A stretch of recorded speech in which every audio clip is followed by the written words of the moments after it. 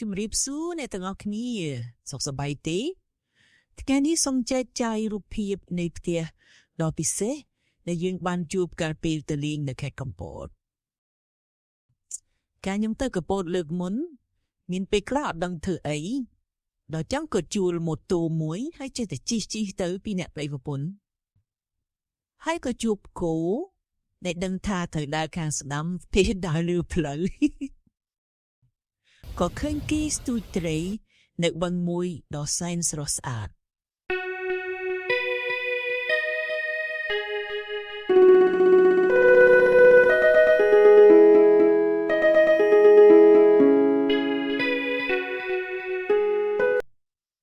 បន្តទៅទៀតក៏ទៅដល់កន្លែងមួយដែលមិនដែលឃើញពីមុន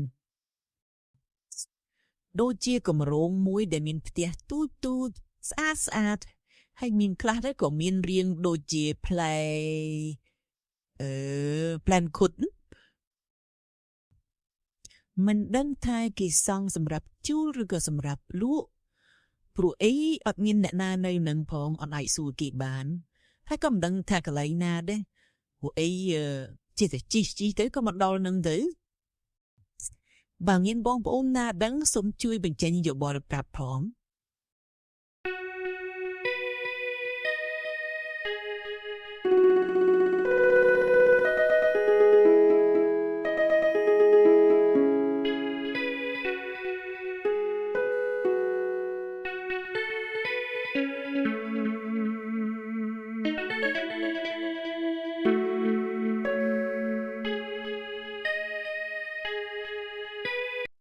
ប្រមាណនេះពិសេសត្រូវវាមានធានហៅនៅលើដំបូលយើងអាចអង្គុយលេងរំហែយកខ្យល់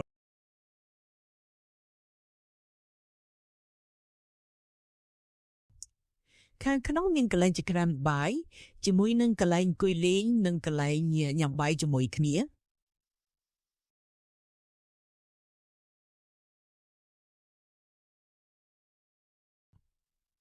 បន្ទប់ទឹកគេពិសេសមែនព្រោះអីវាមានកន្លែងមួយទឹកផ្សេងហើយកន្លែង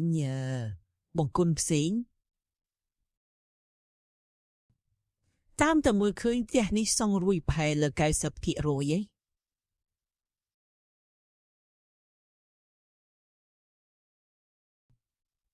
បន្ទប់គេងគេទលាយគ្រាន់បើ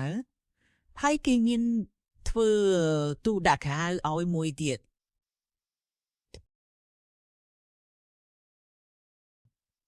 ឥឡូវមកមើលអាមួយនេះម្ដងអានេះក៏វាស្អាតម្យ៉ាងរបស់វាដែរខាងក្នុងស្តៀងនឹងអាមិញនឹងឯងគាត់ថារៀងវាខាងក្រៅខុសគ្នាបន្តិចតែអានេះវាម្យ៉ាងម្នាក់តាមតែអ្នកចូលចិត្តណា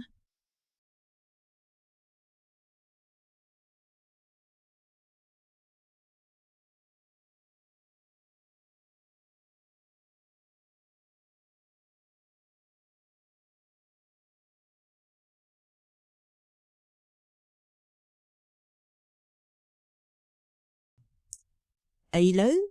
មកដល់កន្លែងមួយទៀតដែលមានផ្ទះគួរឲ្យស្រឡាញ់មែនទែន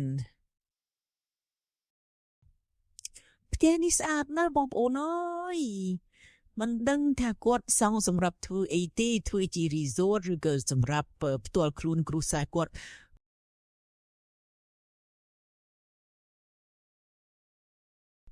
ពិតជាស្អាតណាស់ព្រះអើយនេះជាផ្ទះក្នុងសុបិនរបស់ខ្ញុំ